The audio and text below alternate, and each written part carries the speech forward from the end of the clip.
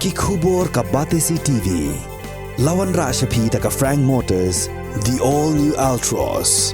Now, with more exciting features.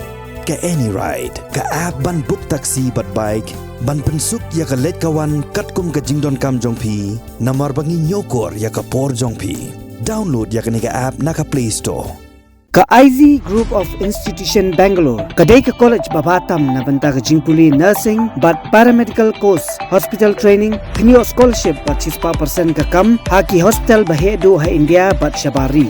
Na banta ka jingpuli ka jingsiyo ka baret but pila ban let puli da ka education loan. Pila ro ban chukol ha number khandai nyo saw san rio pranon lani khandai pran rio license an riway khandai pra.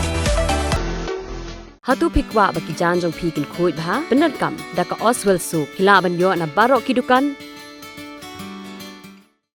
Ka National People's Party Women's Wing haka apnru turing laitung araja apulai kalami shakmat ban Pynrem jur ya riu shim kabu Kiba Thmu Pynmynsaw yo National President jong party u Conrad kongkal Sangma ubolong ru menteri rang ba jala haka arpsaw turing laitung araja apulai Chief Minister Office hatura And then ke jingtia LCM hari apa Sautarik dia kalong ke bangi kumpi nong chong jaka state with ya nimla ban pedia pada UCM ki la not ban le kumtu dia kalong ke ba ma ya gadi ba ke jai pediu hi baro ko we ka jing pang not kum kilong kemi ngi ya ke jing bitar ke bala palat ngidan ke jing sulem badu ngimi haken ya ke jing pinkulmar bad kata ka cinget kawang mau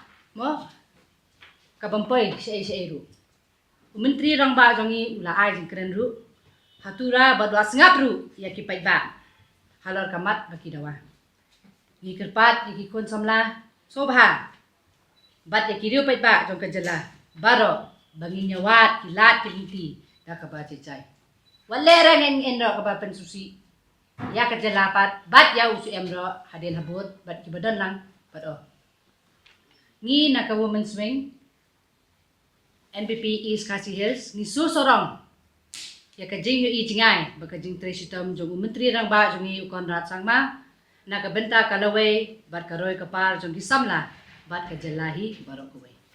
Violence and harming others is not the answer to solve any problems. When our Honorable CM was present in Tura to address the issue of concern, he was prepared to listen and discuss with the various groups, and also he has options to address on various matters that are being demanded. I urged the youth and the energetic members of different communities to redress their dissatisfaction in a peaceful and harmonious way.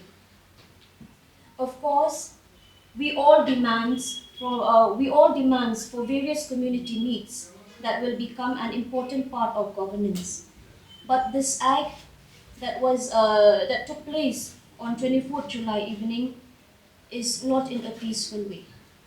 The Women's Wing is very proud of the vision and hard work that our Honorable CM invests to ensure a pathway for the growth and development of the youth and the state as a whole. We again urged the youths and other members from the different communities to please stop such discrimination. We do not want any violence to happen from this onwards. This is a concern to the state of Meghalaya as a whole. But this is not the way to go about demands. I'm sure we can do better. We can go the peaceful way, we can go the right way. But pelting stones, harming people, harming the police, I don't think so.